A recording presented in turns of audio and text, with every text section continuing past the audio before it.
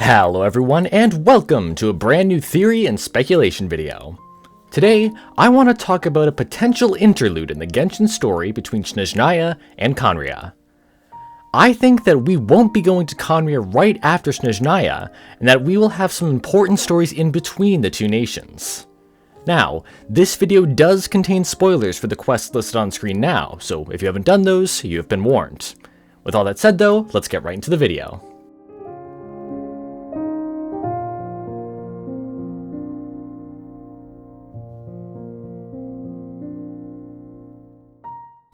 To start off, I'd like to go over some ideas I have for Snezhnaya's plot that could lead into a break between Snezhnaya and Khaenri'ah. Of course, these ideas are very speculative as we haven't even been to Natlan yet. Now, these ideas I have are based around three different themes, those being the Gnosis, our sibling, and the Tsaritsa's plan. Starting with the Gnosis, the Fatui will likely have all 7 of them by the time we reach Snezhnaya. Currently, they are only missing the Pyronosis, which will likely be obtained during the Natlan Archon quests. So, when we reach Snezhnaya's Archon quests, the Tsaritsa's plans may be ready for action.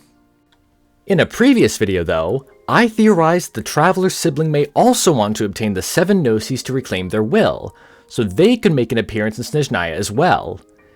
Even if they do appear though, I don't think we'll be on the same side just yet. The Travail trailer seems to hint that our confrontation with our sibling will be endgame content, so this won't be the end of that storyline. They could still have some sort of role in these Archon quests though, with them either helping or delaying the Tsaritsa's plans.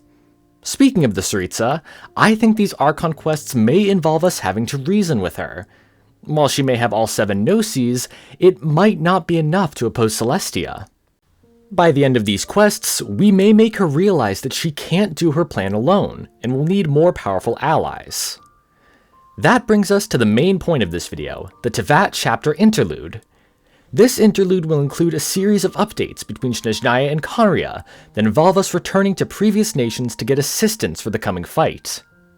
Right now, we can infer that Snezhnaya will release in version 6.0 and Khaenri'ah will release in 7.0, but if this interlude happens, Khaenri'ah could be pushed to 8.0.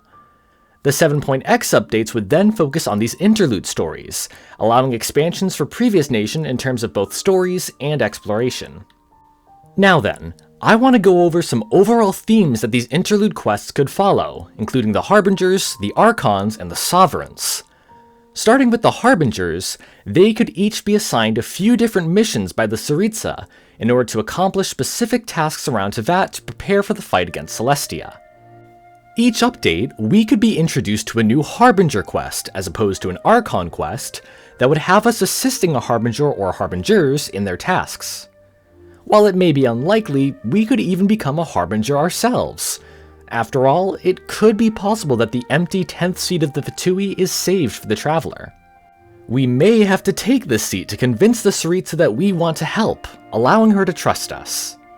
Now, as for the Harbinger's tasks, each would have tasks related to their main themes or areas of expertise. Dottore and Sandrone would help improve technologies, Colombina and Arlecchino would help with defenses against godly powers, Pulcinella and Pantalone would help with political and economic strategies, and Capitano and Tartaglia would help with combat strategies. As for Piero, I think he would go to learn more about the Khaenri'ah disaster and other disasters caused by Celestia. We could accompany him to the sites of Divine Nails, including Dragonspine, the Chasm, Sarumi Island, and Mount Demavand. Additionally, when Khaenri'ah finally releases, he could be the one who leads us there. Alternatively, he may be in charge of recruiting new Harbingers to fill the missing 6th and 8th seats. After all, he recruited many of the Harbingers himself in the past, including Dottore, Scaramouche, and Senora as shown in the Pale Flame artifact set. So, his Harbinger quest could have us accompanying him to help find suitable candidates. Of course, the Archons would definitely play a big role during the Teyvat chapter interlude. Many of the Archon stories remain unfinished, and they all seem to hold a lot of different secrets. We could then get new Archon quests that involve us learning more about each Archon's past and what they know about Celestia. After all, many of them personally witnessed what happened in Khaenri'ah, and some even fought in the Archon War themselves, so they could give more information on both of those events. Some of them may even be able to give us more information regarding the Divine Nails, and why they were ever dropped in the first place. Additionally, these quests could go beyond the stories of the 7 Archons and include some of the other gods seen throughout the game. These could include gods that fled into the Dark Sea after losing the Archon War, or gods of the past that have either died or lost their memories over time. For the past gods, they could be resurrected, but I think it would be more likely that we explore their stories with the help of the Archons and ancient ruins relating to them. Beyond that, these interlude quests could finally introduce the 4 shades of the Primordial One into the main story. Many of the Archons have been implied to have links to the 4 shades, so we will at least get more information about them. Some of them could even get direct appearances, but that may be saved for the fight against Celestia. So, the quests involving the 4 shades could alternatively be told similarly to the ones about the gods of the past. Instead of just being told about these gods though, we could get some flashbacks during these quests that show us what happened in the past. Animated cutscenes would work well here, but I think it would be much more interesting if these stories were told through domains that allow us to live through the events of the past. Think of the domains in the 2.8 Golden Apple Archipelago event, or more recently, Xianyun's story quest. With these domains, the stories could get a lot more innovative. If these domains act as the memories of these gods, we could even interact with them to an extent to learn even more about them.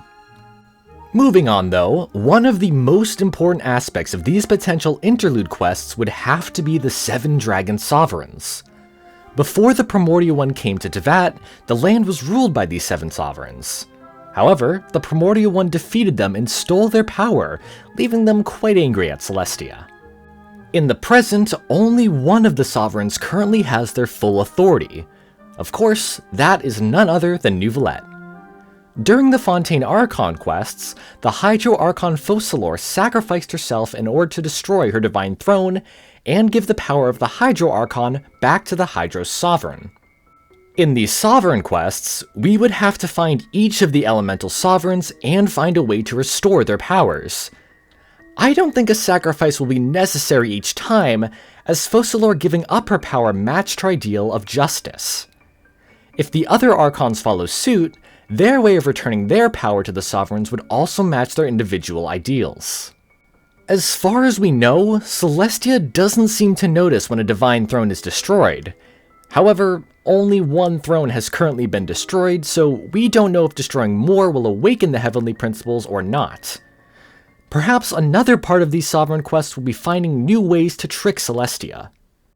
Of course, we would also need to find out exactly who the sovereigns are, and then gain their trust.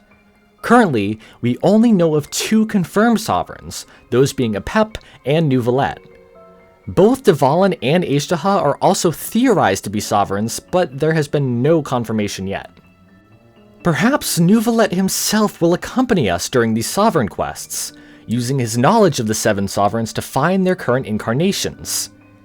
He would also act as an intermediary between the Archons and the sovereigns, making it so that tensions between the 2 groups wouldn't be as high as they might have been. Anyways, that's pretty much it from my thoughts on what could happen between Snezhnaya and Khaenri'ah. If you want to hear more of my thoughts on topics I mentioned in this video, I recommend my recent video on the Traveler's Sibling, as well as my recent video on Natlan speculations. Also, I will be making individual videos for all of the nations, where I will be talking about future stories for each one. Videos for Mondstadt, Liyue, Inazuma, and Sumeru will be coming within the next few weeks, though I'll probably wait until after Natlan's release to make one about a return to Fontaine. I would love to hear what ideas you have about a potential Teyvat chapter interlude in the comments below as well. Anyways, that's it for this video. Thank you so much for watching. Sources and further readings are also in the description if you want to check them out. I hope you all have an amazing day, and I'll see you all in the next video.